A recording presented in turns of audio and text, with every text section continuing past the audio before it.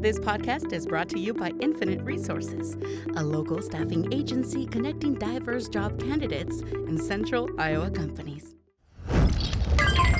Amplified. Bridget Neely. Thank you for coming to our podcast. Yes. We had a little incident, but let's pretend that this is the first time we're doing this. It's all good.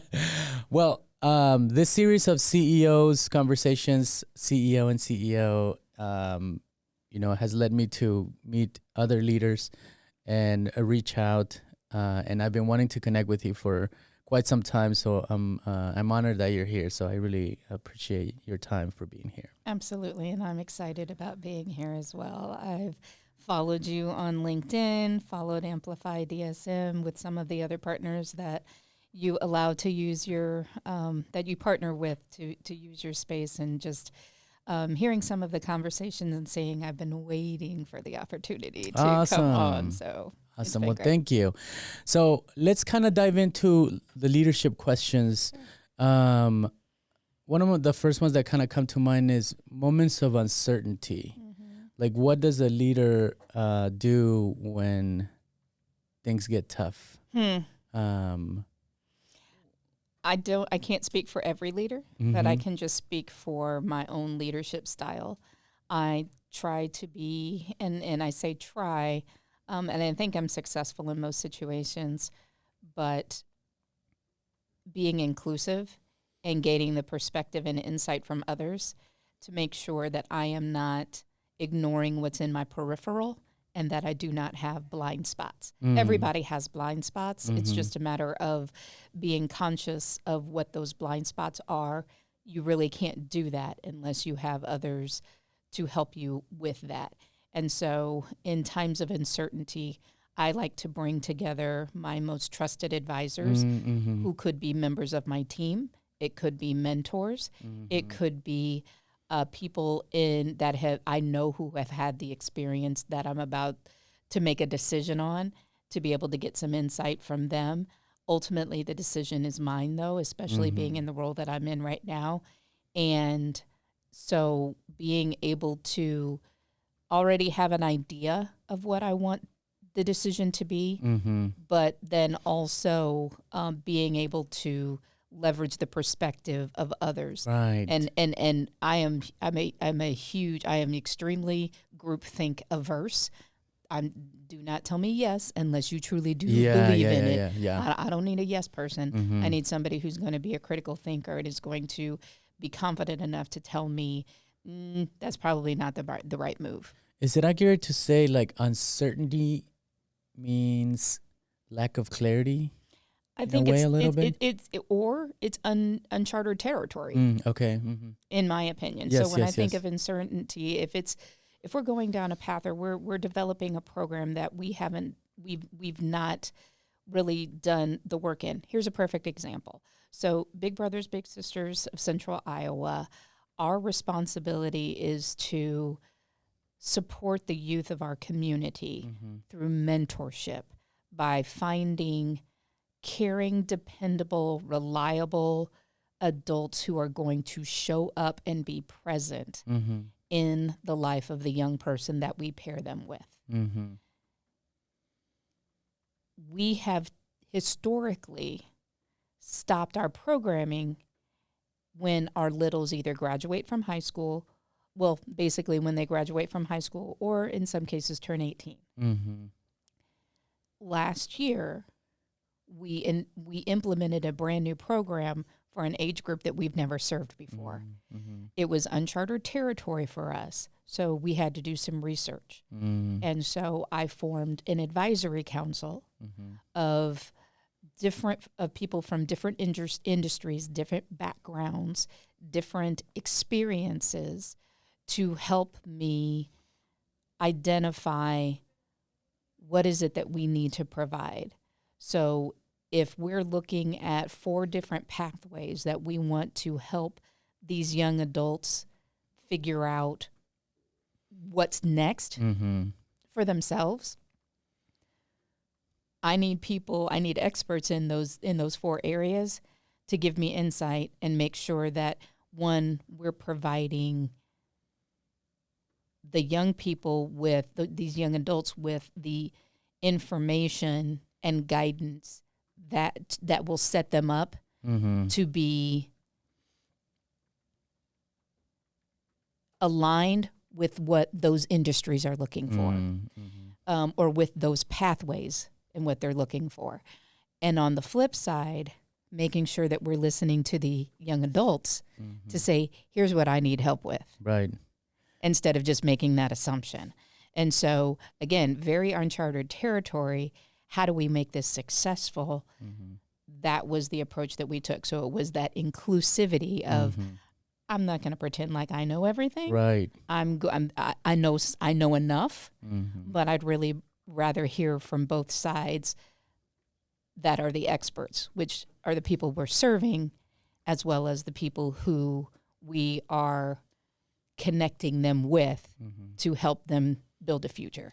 It's interesting that you bring up the new phase that you're creating for 18 to 25, because I was having a conversation yesterday about mentorship, and I have mentors. You know, like mentorship is important throughout your entire life. So to pretend that at 18 that you're good to go, like with, you know, so that's great that you guys expanded that. Sometimes when I bring up the uncertainty, it's lack of clarity. Maybe it's more from a personal standpoint, because sometimes when there is uncertainty, I do like to call on people that I trust, and then they give me perspective. And then things start to clear up for me. Like, oh, you know, sometimes I'll call someone and just say, I'm feeling this way. Am I right? How I'm feeling, you know? And then most of the time, what they tell me and what the information they give me, it provides, you know, a breath of fresh air, almost like, oh man, okay, I was wrong about that, you know? So it's good to have mentors and people around you too, because sometimes you're not completely right all the time. Oh, God, no. However you feel. So leaders have to be good communicators, right? So we are on the eve of the what do we call it? The debate of President Biden and Donald Trump.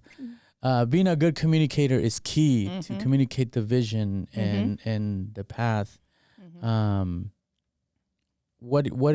valuable is communication for you? Oh, it's absolutely valuable. If you can't communicate, how are people going to follow you? If they do not understand the vision, how are people going to follow you? And how are you going to keep them engaged, keep them focused on the goal, and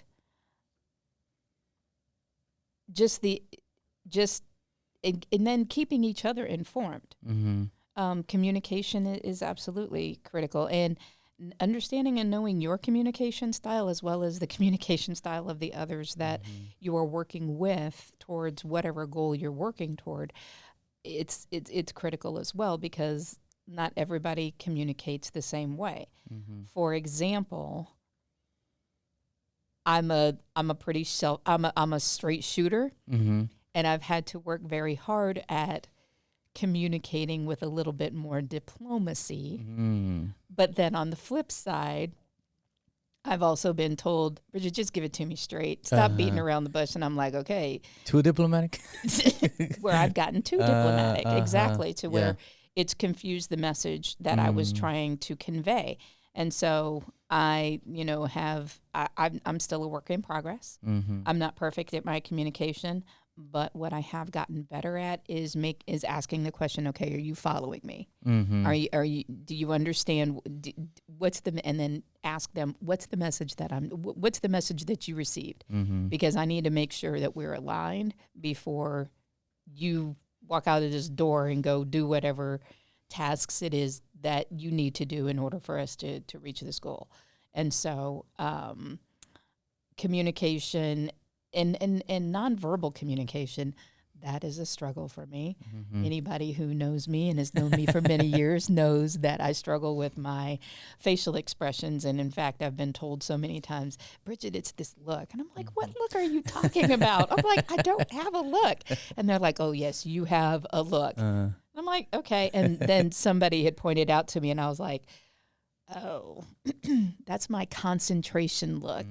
That's my facial expression that I have when I'm really, really listening intently and trying not to, have that inner conversation in your head where you're ready to, I'm like, okay, I'm ready to go. Let's get through your message so that I can respond.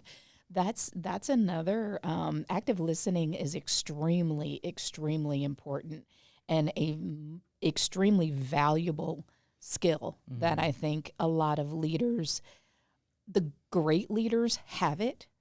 Those who aspire to be good leaders are working on it. And those who are, leaders don't necessarily practice it. And so I am aspiring to be a great leader. So active listening is something that I'm really, really intently focused on, is to make sure I'm stopping having the conversation, stop trying to create the response in my head, but truly listen to what the person is saying and then ask those meaningful, curious questions to verify that I heard what they were saying correctly. So the leader is the one that's guiding the mission and also looking ahead. Okay. So how far ahead do you think a leader should be from their team, or like they're like 6 months, 9 months ahead? Like, I don't know if there's a question in there, but sometimes I feel like I'm like 6 to 9 months ahead of the team, and I'm always kind of looking, that far out. I think it depends on your leadership style. Okay. So most leaders are visionaries. I say most. They see something, it's like, oh my goodness, do you see this opportunity ahead of us, in front of us?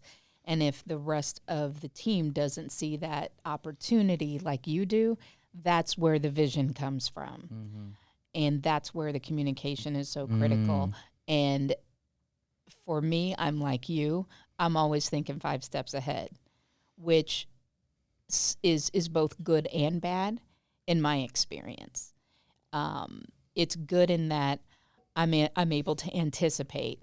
And so whenever we reach that fifth step, or we're getting close to that 5th step, I've already got it in my head of, yep, I knew this was coming. So here's what I think we need to do. Do we need to pivot, or do we just need to keep charging ahead and charging forward? And then where it's been bad is that because I'm so focused on that 5 steps ahead, I forget to celebrate in the moment when we have the wins. Yes. I forget to pay attention and assess, is everybody else with me? Are we all in the same place? What's missing? And I've, had team members tap me on the shoulder and just say, hey, Bridget, what are you talking about? And that's like, oh, doggone it. You know what? I needed to be in the moment instead of 5 steps ahead. Yeah. So it could be a detriment too, to be too far ahead. It can be. But I think that's also part of that. That's another aspect of leadership, is you got to find the balance. And you have to do both, because celebrate the little wins, and you got to celebrate the wins along the way. Along the way, yes. And you also have to know when you have to be in the moment and when you can be the 5 steps ahead. Because being in the moment, your team may need you to be in the moment, because they may need an extra set of hands. They may need an extra set of eyes. They may need additional perspective to make sure that they're still going in the right direction. How important is it for your team to challenge you as a leader? I get it all the time. And so it's from, again, going back to the beginning of our conversation, I do not like yes people. Right. Don't be a yes person. Yeah. Please don't be a yes person for me, because then I'm questioning, okay, are you really a diverse thinker? Are you a critical thinker? What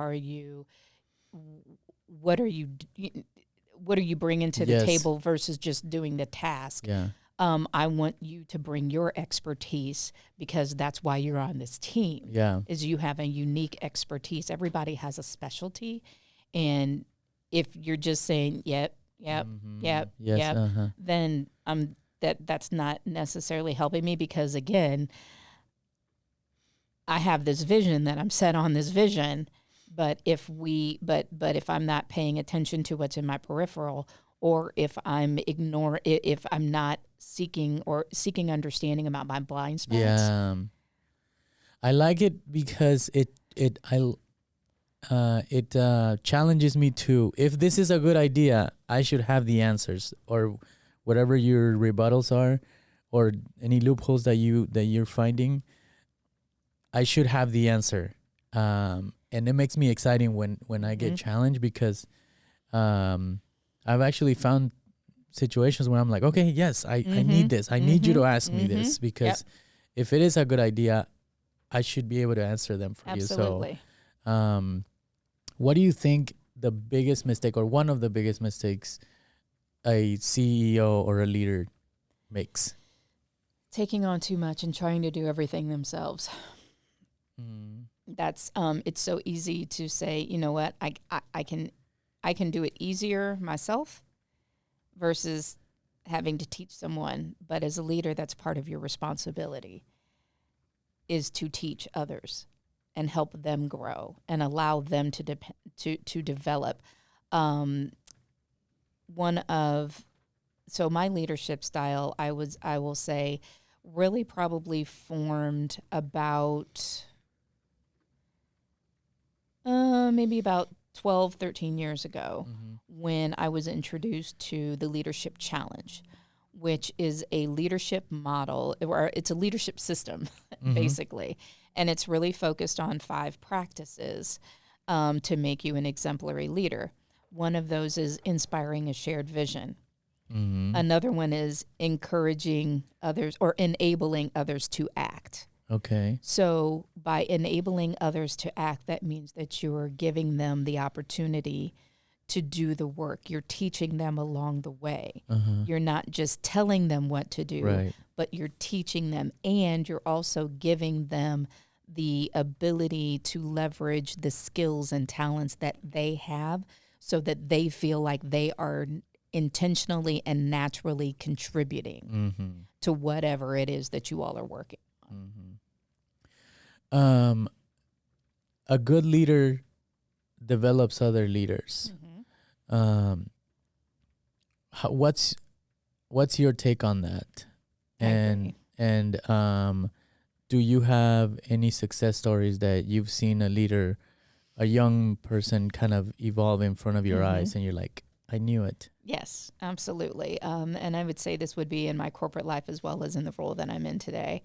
From a corporate standpoint, I had the privilege of being a mentor to several of the Black employees that I worked with, and it was more in either in the DEI space, and then sometimes even in the technical space of the company we were working for, in the business that we were doing, which was insurance. But being able to see the skills and abilities in others is a natural talent for me. I don't know if you're familiar with Strengths Finders, but Strengths Finders is it's more than an assessment. It truly is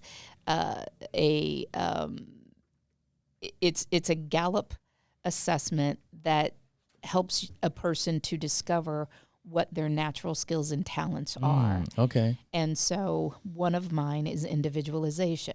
And individualization means that I have the ability to see certain skills in people, give them an opportunity to practice that on a regular basis, and then be able to say, okay, not only are you doing great at that work, you enjoy that work because it's a natural skill and talent. How about we partner, collaborate on this particular project or this particular task because you've got that skill. I don't necessarily have that skill, but if we collaborate together, it will be effective and awesome and successful. So it's being able to recognize the talents in others and then finding a way to be able to utilize them for mutual success. And so when I was working in corporate, there were several young professionals that I had a chance to interact with and say, okay, in the DEI space where I had a little bit more autonomy, I'm going to give you this task because you naturally enjoy these types of things. And this is an opportunity for you to shine. Not only is it going to help you build your confidence, it's going to give you the exposure to a group of people or a different department or something else that you haven't necessarily had that experience or exposure with. And so it's going to help you grow. Plus, it's going to be something that's going to be successful for the organization. So it becomes a win-win. And that type of development, those types of opportunities, I saw many be able to speak in front of people when they really didn't feel like they had that skill, but they developed that confidence, or being able to share their opinion in a large room, be able to interact and speak with executives that they didn't feel like they had the ability to do until they were given the opportunity, and be able to grow and become more confident, be able to pursue different opportunities that they knew that they wanted to pursue because they had a better understanding of who they were and what they brought to the table. And so that's one example. A similar example for a member of my staff currently. Actually, a few members of my staff, I should say. And when I first came to Big Brothers Big Sisters, one of the first things I did was met with each and every member of the team, every employee, and sat down and asked them. One of my key questions was, what is your dream job? Because instead of just saying, what do you like to do, or what are your strengths, I posed it of, what's your dream job? Because that's going to come, number one, you're going to see them brighten up. You're going to see them lighten up. Eyes just start gleaming. It's like, seriously. And it can't be this job. If it is this job, great. Yeah. But that's not what I'm looking for. Truly, what is your dream job? And so everybody would share. And I was like, okay, let's make a correlation to what you're doing now, to what your dream job is. Find ways for us to be able to take components of that dream job and incorporate it into your role here, because I want you to love your role here. Right. And so we've seen growth in quite a few of my team members. You're a women African American CEO in a corporate America, which is predominantly white male roles or men. Can you speak a little bit about your path to get to where you are, and if there's any challenges that you faced? Oh, sure. Everybody's going to have challenges. So yes, I've had my fair share. My path actually started out, and a lot of people don't know this, I actually started out as a temporary employee working part-time at night doing data entry for pharmacy claims. That's how I got into the insurance industry. And then it was my natural curiosity because, well, I have a math degree. And so naturally problem solving is a huge component of mathematics. And so the problem solving part of me was always asking questions. And the more questions I asked, I came with a solution. And the more solutions that I came with, the leaders at that time would say, you know what, Bridget came up with this idea. And so it started to take notice, or I should say supervisors and leaders started to take notice. that's something I've done my entire career, is if I see a gap, and this is both it's a blessing and a curse at times, but if I see a gap, it grabs my attention and I can't let it go. Call it my OCD, but if I see a gap, I have to understand what is the gap, what's causing the gap, how big is this gap, how big can this gap be, and what's the consequence if we leave this gap alone?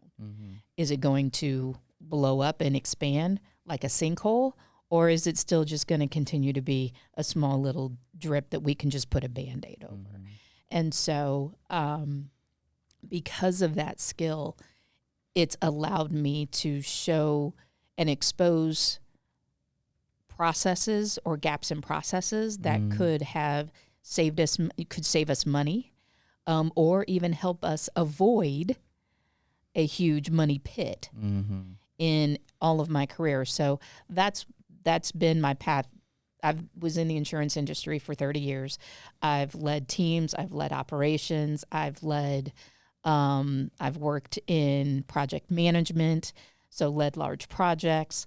I've done a variety of things. I was in sales. I was in client relations. I've been an executive, done a lot of different roles throughout the insurance career or throughout the insurance industry. Getting to this point, all of that, everything that I went through prepared me for this role. And you asked about challenges. So challenges and obstacles, one of the most common things that I would hear that really, really would bother me is, Bridget, you've got versatile skills. You can do so many different things. We just don't know what to do with you. We don't know where to place you. We don't know where to put you. And I'm like, if I'm that versatile, put me anywhere. Put me put me at the top. Exactly.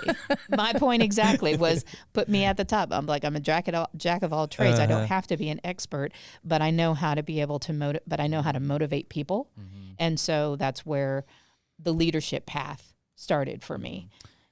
I have some young people in the last 5 years, they're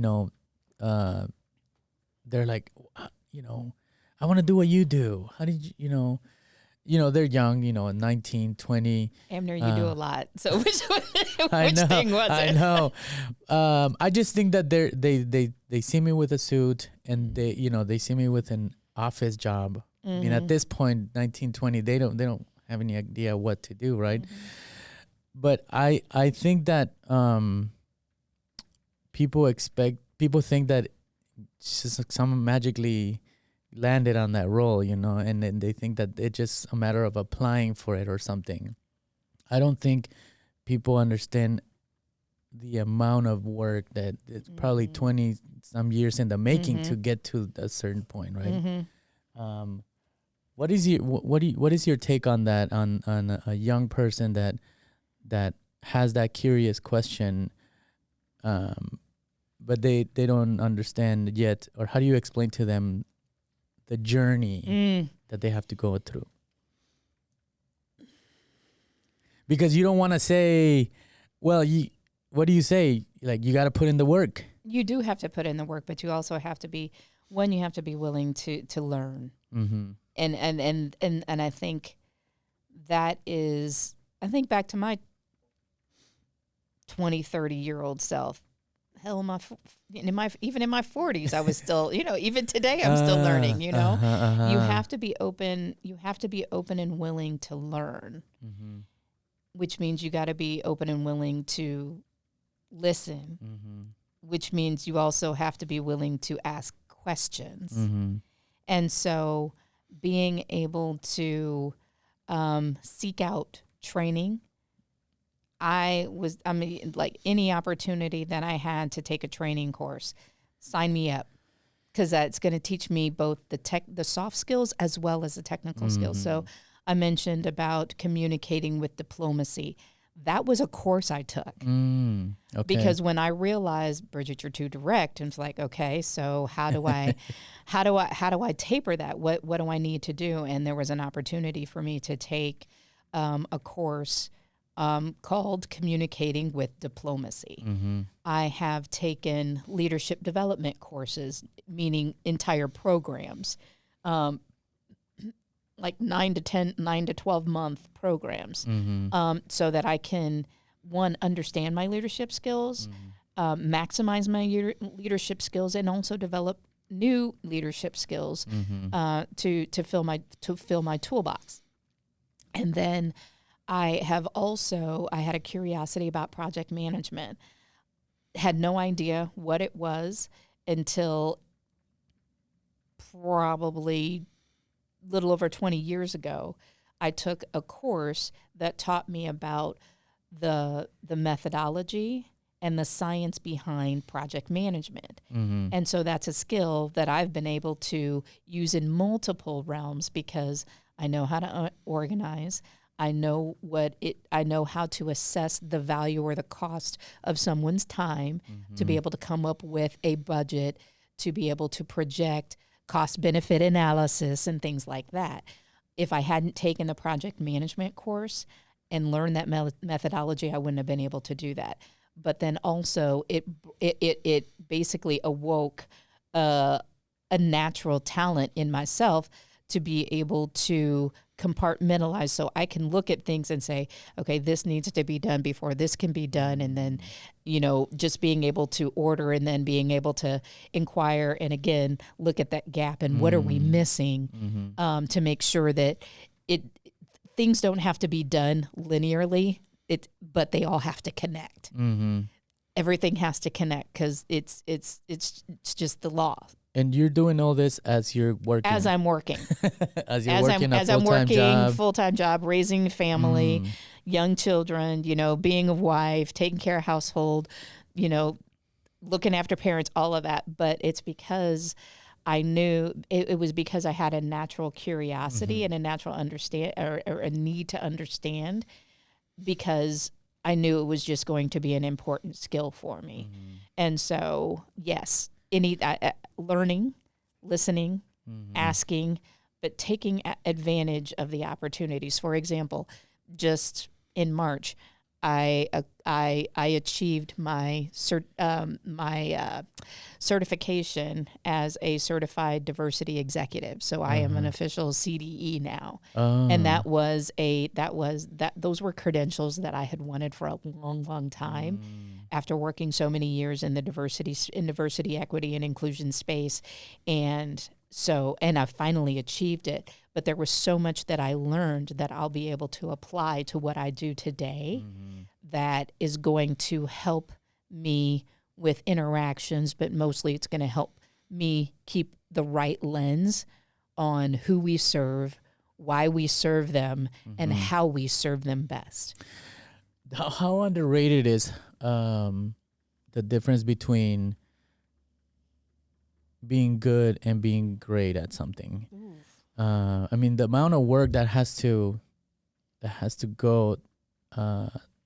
happen in order for somebody to break through into a new, elevate to a new level. I don't think a lot of people speak about that. I mean, you just went down the list of all these things, and I'm sure you missed a whole bunch of others of Kenji, our co-founder. He says, I'm a hoarder of skills. He just likes to hoard and learn new things and then just puts them on his pile of things. And I don't think people understand that the discipline that requires for you to be that level above of the rest. I mean, you just went down the list of it. And can you speak on that a little bit about the amount of, long nights, I'm assuming long nights, long days, not going out, It requires discipline. It absolutely requires discipline. It requires sacrifice, especially if you're a social person. Being able to confine yourself and say, no, I'm not going to do this because this is more important. That is, that's a sacrifice. But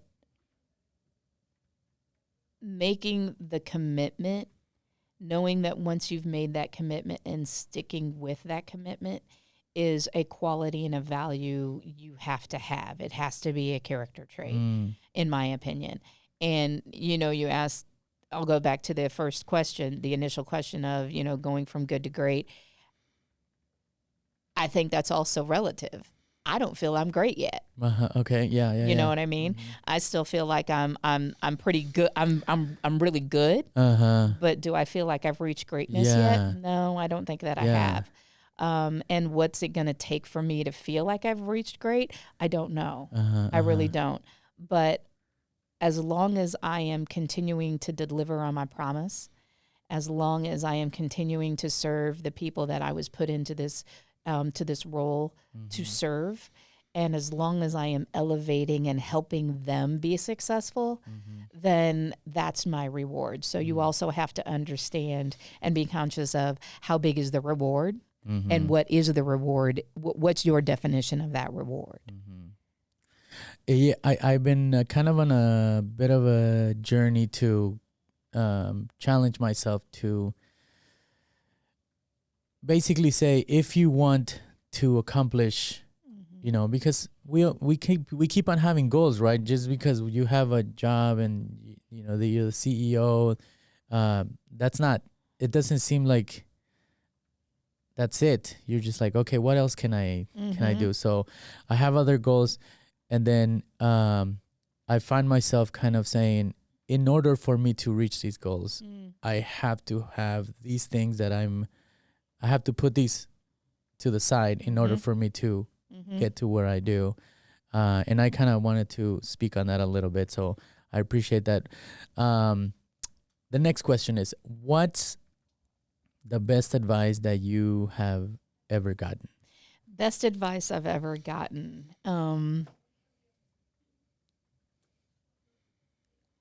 I'll narrow it to career-wise. Career-wise has been, don't be afraid of people in positions of power. I worked early in my career, in my insurance career. I worked for a small physicians association. It was about 10 to 12 person office and business, and it was run by this older man who had started many companies and wealthy, well-known, well-connected, well-respected, and everybody in the office was kind of intimidated by him. And one day he pulled me into his office, and he said to me, Bridget, and I want to say that he asked me, do I intimidate you or do I make you nervous or whatever? And I was like, yeah, a little bit. And he asked me why, and I explained. He said, here's a lesson, or here's something I want you to remember. Every person in a position of power, every person who has some level of authority, control, executive, whatever, they are human beings just like you. They put their pants on one leg at a time, just like you do. Treat them that way.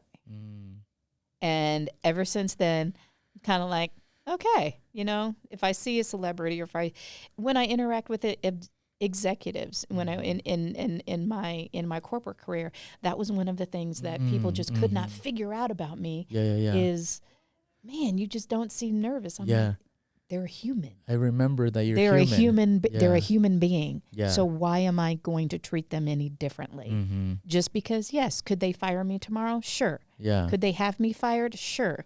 But here's the thing: is if I go into this interaction thinking, oh my God, I'm not worthy, that I'm subservient, then they're going to treat me that way. But if I go into this interaction as you're another human being, they also may be nervous too. And they may be nervous too. They may be nervous too. And so just approach them as a human being. And that's one lesson that I have told myself over and over and over again. Especially when I feel the anxiety kind of bubbling up. I'm like, Bridget, they're a human being. Chill out. I was just having this conversation with Laura this morning. I was like, networking is a big part of what, if you're a CEO or an entrepreneur or a young professional, you should network and, balance it, right? You don't do it all the time, but, pick and choose. But I was like, I'm nervous doing this. The social anxiety is everybody's. It's not just so. If you're a young professional or a young entrepreneur, if you walk into a room to network, just remember all those people are just as nervous as you are. And the titles create a level of like maybe an armor for people that you be like, oh, I'm the CEO, but still there's still nerves that you gotta, you're like, I don't want to be here right now, but I have to be here. Right.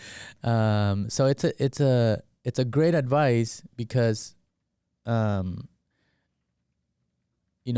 a person that comes from, my journey is very non-traditional. I high school dropout. I immigrant.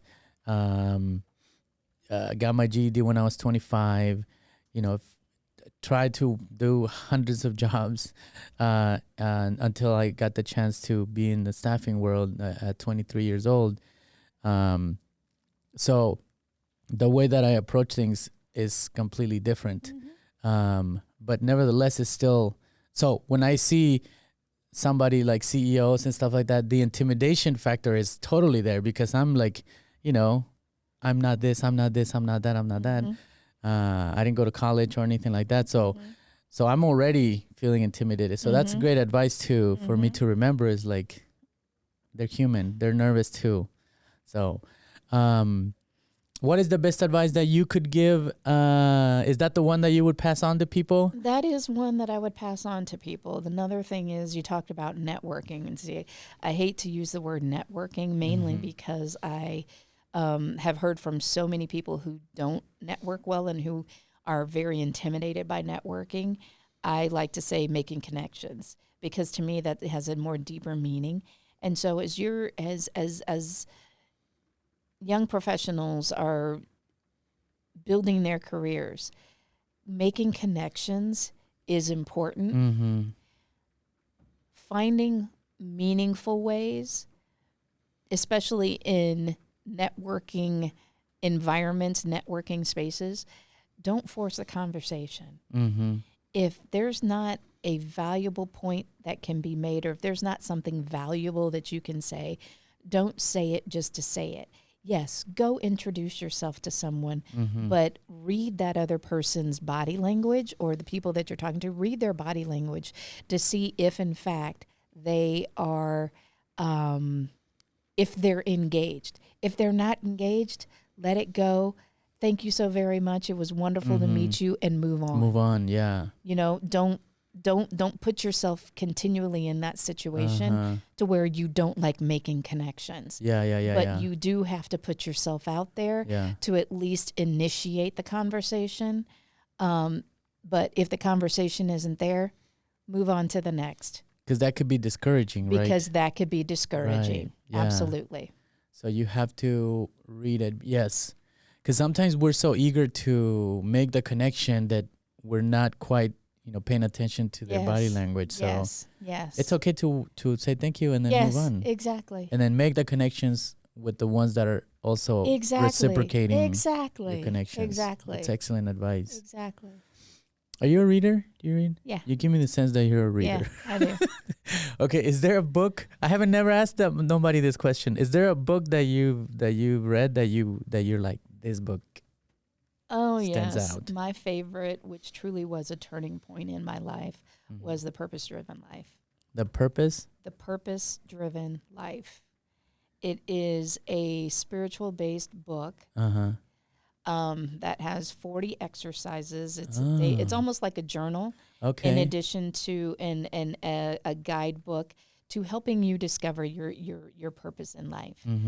All of us get to an age where it's like, God, why am I here? What's my purpose for being on this earth? And honestly, that's part of what got me into this role that I'm in today, and actually helped me mentally prepare without knowing that I was being prepared for this. But the Purpose-Driven Life is one that it really opened up my mind it opened up my heart and it opened up my spirit to pay attention and to receive and look at opportunities that I've had as just that, opportunities, whether it's a success, perceived by somebody to be a success, perceived by someone to be a failure. Regardless, it was an opportunity for me to learn, and it was an opportunity for me to grow. And because of that book, I was able to determine my purpose in life and accept it and receive it. And so that purpose is to help others, whatever that means, however that looks. It's to help others. I think great people kind of when you get exposed to great people and you hear their speeches or talks and advice, it's a lot comes down to that. It's like it sounds so simple, but it's such a great formula. Is when you start to serve is when you kind of unlock something in the universe, right? Oh my gosh, absolutely. Because you're thinking of someone other than yourself, which is what we were all created to do. And how do you use that in your workspace? Like, because people can confuse it as like, but how do I serve, right? I'm kind of, what comes to mind to me is just like, how can I help you do your job better? It's right? either it's helping people to do their job better, or how are you, when it comes to service, are you doing it for the gratification? Are you doing it for the recognition and the appreciation? Or are you doing it to improve and better the greater good? And for me, when you're serving someone or you're helping others and serving others, then it's the latter. You're not doing it for your own personal gain. You're doing it because it's the right thing to do, and because it's going to help the greater good. So for what we do, helping youth to either overcome obstacles, just realize their own greatness, that their own value, their own worth, exposing them to what's possible for their own lives, despite whatever their current circumstance may be. That's feeding into the greater good. It's helping the community because we're helping to change the mindset of young people who will eventually become contributing, dependable, responsible adults as part of the citizenship of this community. They may go on to do even greater things beyond this community. So then you've just increased. It's like that ripple effect when you drop a rock in the pond, right? And the water ripples. Yeah. It's creating that ripple effect when you serve. So when you contribute to someone else's success, someone else's growth, you're creating a ripple effect because they're going to hopefully remember what you did for them. And then they're going to help the next person. And then that next person is going to help the next person. And then it just continues to grow and manifest. And it feels like sometimes that's kind of all there is left for us to do, is to create an immediate impact, or an impact and a positive impact to our immediate circle. Because if you start to pay attention to the entire world, it's a pretty grim world out there. It's overwhelming. I was just texting with a friend, and he's texting me all these things, just like he's in this rabbit hole, feels like. And I'm like, hey, man, I get you, but it feels like, it's not like it's being hopeless, but it's like, what if we just focus on raising good human beings, and hoping that more people are doing the same thing? Because if we start to dive into, all these information, and then, you just end somewhere where you can build up a lot of anger because, you're right. It is bad out there. So, it's crazy how, it seems small impact, but the way that you explain it, there is a ripple effect that we can create. And the ripple has to start somewhere. Right. So why not you? Yeah. Why not now? Yeah. And that's not cliche. That's real. Mm-hmm. Mm-hmm. Don't, say somebody's going to do it. Yeah. Why not you be that? So why can't you be that somebody? Yeah. Don't say we're going to do it sometime. What's stopping us from doing it now? I know the answer to this question, but I'm still going to ask you. Okay. What is your dream job? Oh, I'm living it. You already knew. That's what. I'm living it. Yeah. I am living in my purpose every single day because I have a passion for serving youth because I am a product of what we do. So I am a product of youth mentoring. I was raised by a single mother. I am her only child. We lived below the poverty line. We had to ask for help often.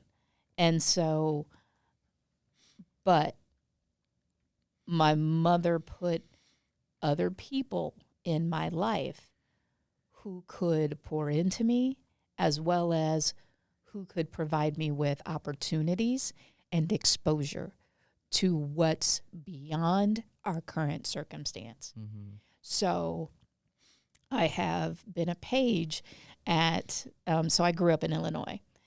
I was a page in the House of Representatives for the state of Illinois for like 2 days.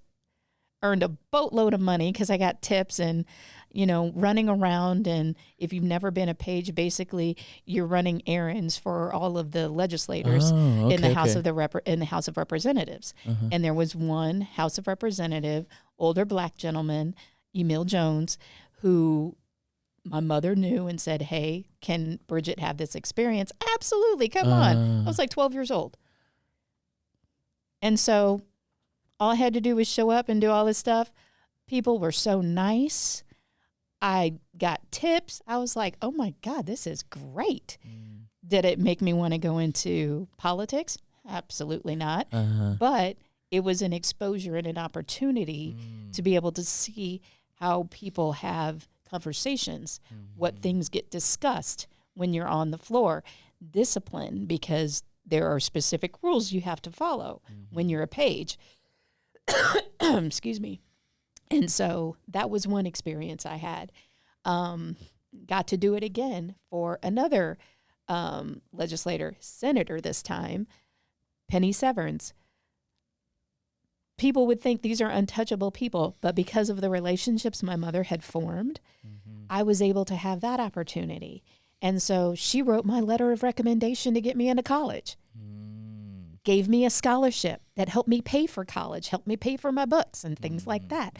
And so it's not about where you are. It's not about where you come from. It's about what you do with it and how you allow yourself to get out into the world and build connections to be able to open doors and allow for opportunities to come to you. And so that's what I want to pass along. And that's what we do at Big Brothers, Big Sisters. That's what we do. And we do it with the premise of trying to keep our young people on the right paths that are going to keep them on an upward trajectory rather than a downward spiral. And so a lot of people don't know this, but Big Brothers Big Sisters were 120 years old this year.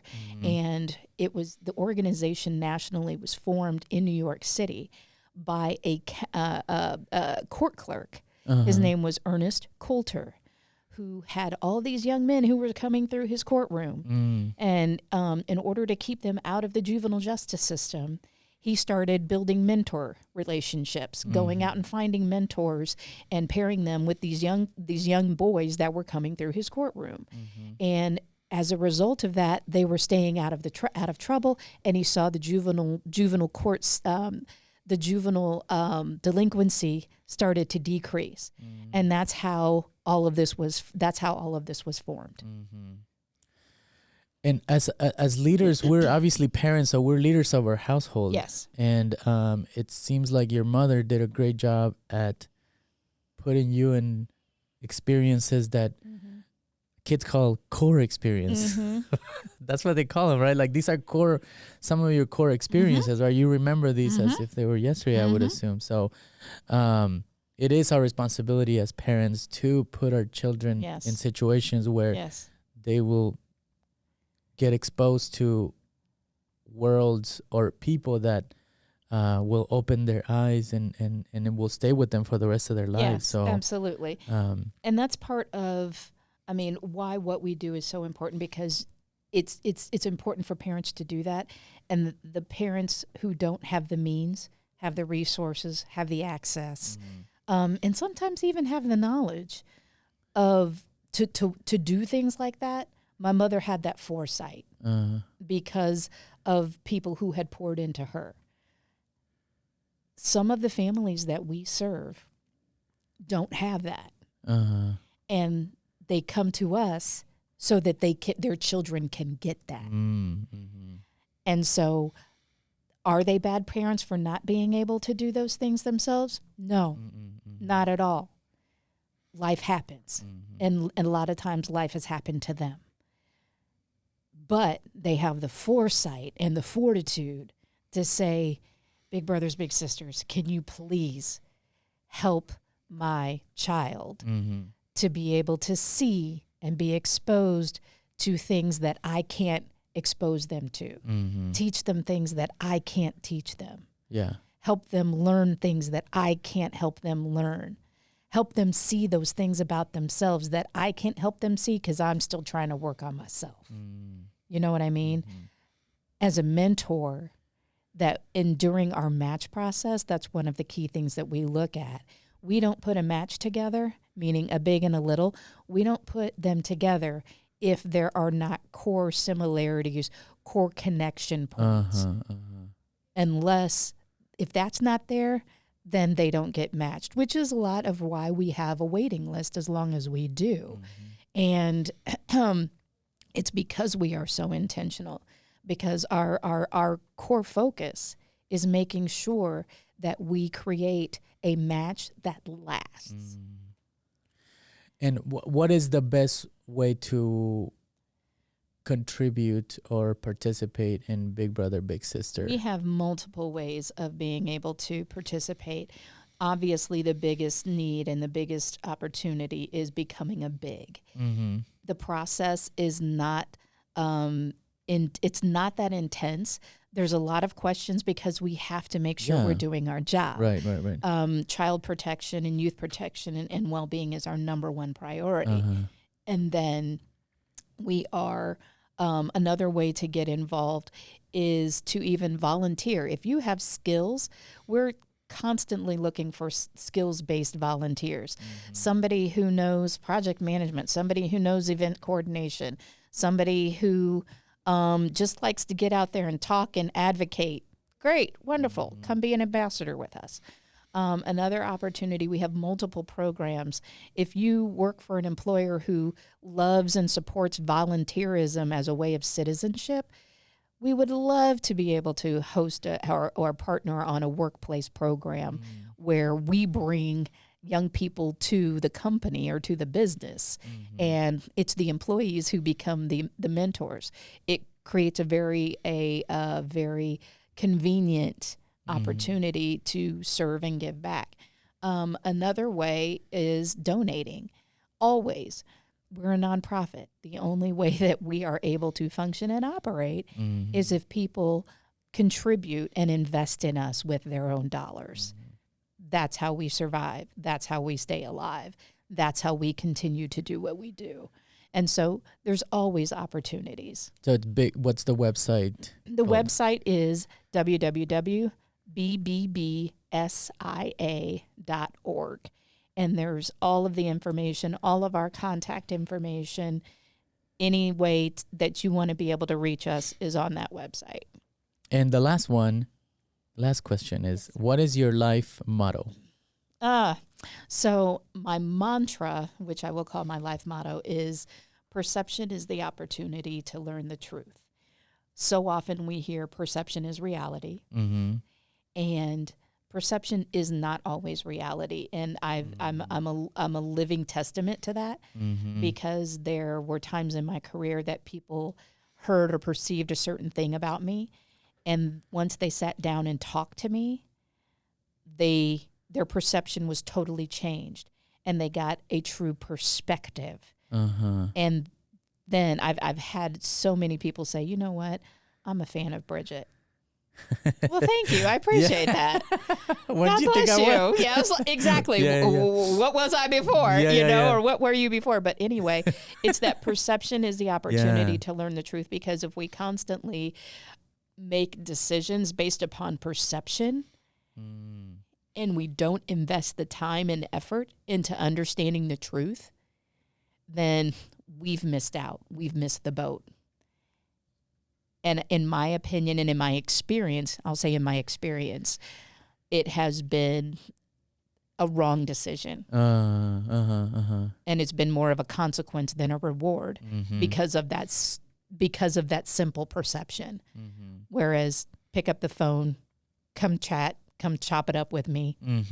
You'll get a totally different understanding of who I am. And it seems like we can kind of shift from like having good practice of that. Like for me specifically, I'm a person that gives people a chance, but then, you know, you run into situations like you were mentioning earlier that people are not engaged. So then you lose faith almost, or you kind of get bitter. And then, so you have to kind of check yourself and remind yourself, right? Like just give people a chance. Give people a chance. We'll leave it at that for this one. Thank you very much again This was fun. for being so gracious and redoing this with us. We made a bit of a boo-boo. But I figured, you know, when we made the mistake, we were like, I know she's going to understand. Absolutely. And you were so gracious about it. So thank you so much. You're welcome. Big brother, big sister is lucky to have the leader like you. So Thank you so much. Thank you. And we'll have to do it again. Yes, sir. All right. And thank you, everybody. Have a great day.